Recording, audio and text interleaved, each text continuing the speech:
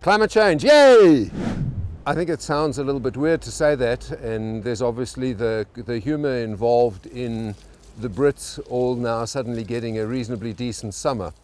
But the reality of celebrating it is the fact that when we recognise that climate changes and that it is anthropogenic, in other words, we're actually the ones who are doing the change, then we can start to get into command of what is climate change and how we can actually affect it in a way that is positive.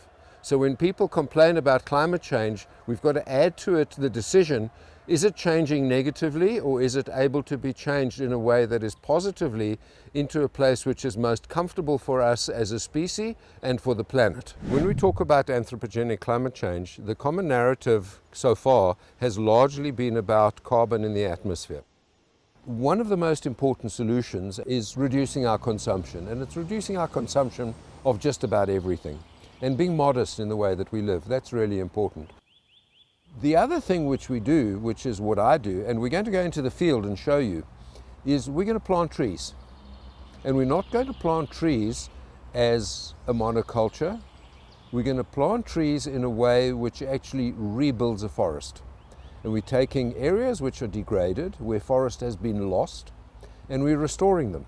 So what happens in that? We're going to put back the biomass, number one, and the biomass absorbs carbon. That deals with a common narrative. But what we're also going to do is a little bit of environmental engineering, whereby we are going to change the nature of how the sun enters into our system and hits the ground.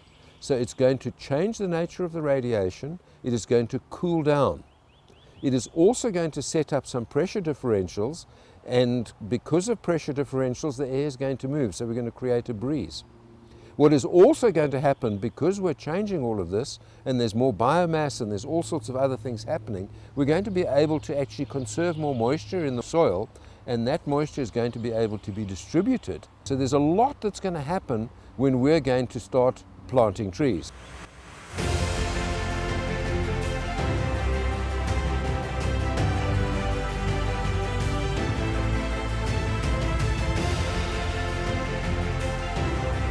So I'm standing in the middle of the road, and the reason why I'm doing this is to actually approximate as close as I can get to what happens when you deforest and desertify and burn out a piece of landscape.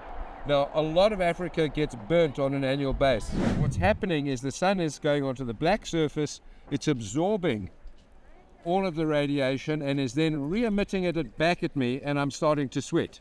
Now, to prove how this is actually easily changeable, we're going to walk into Mozambique Forest Centre, stand under a tree and see what it's about. I'm now standing underneath a tree, which incidentally was planted by my friend Summer Oak about 15 years ago when she visited us. The significance of standing under a tree, having been standing in the middle of the road is extremely hot and unpleasant and really demonstrates the effect of what happens in a degraded area. You don't get much more degraded than that. When you come here and you're standing underneath a tree, it's cool, it's pleasant, it's actually quite comfortable. I'd be happy to hang out here for a while.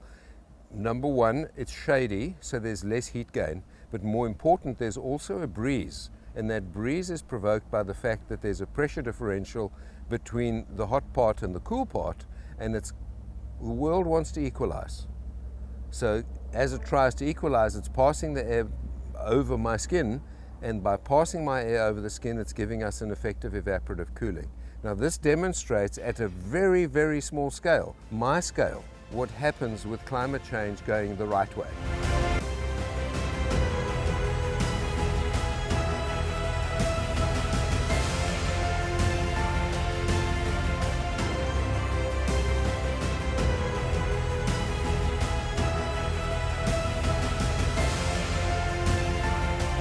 Right now on the site of what was originally the railway station of Mozambique.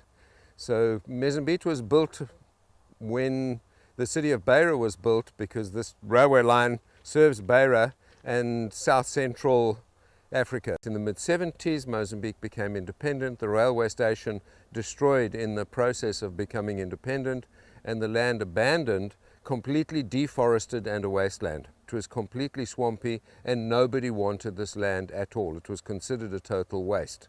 Since then we have reforested a large amount of it, and what's interesting is the forest that we're standing right next to next to the railway line is sufficiently old for the birds and monkeys who have also decided to come and live here to do their job and increase the biodiversity and plant the seeds of lianas and creepers, which have now sealed the forest to the railway line. And that's very common that you will find older forests actually close up on the edges to protect the inner part.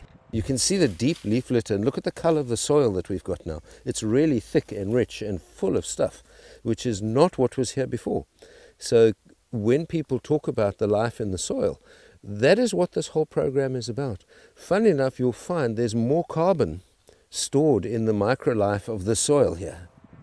31.7 billion tons of carbon going into the atmosphere every year, which basically means 1 tree per ton is what we've got to plant. Now, let's get a little bit of a reality check. Miombo biome, which is where I work in Mozambique, has about 80 million hectares of land which has been severely degraded and needs to be fixed up. That's based on figures from a big survey done in 1963. Now, if we look at 400 trees per hectare, which is naturally what should exist there, that means we've got to plant 125 million hectares. That's a lot of space. But more than half of that is in Mozambique alone, and there are 10 countries within this biome. So from an opportunity in terms of space, we've actually got the room to do it. Now let's think of also how many people does it take to get this done. You can plant about 20 trees a day and look after about 20 trees a day as a normal farmer, especially considering that you're not just planting a tree on its own, but you're planting all of these nurse crops along with it, and that they need to be looked after. So 20 trees a day, basically what it means, we need between 9 and 10 million people in the world planting trees on a professional basis every year to resolve the problem, which is actually only 0.1% of the population of the world.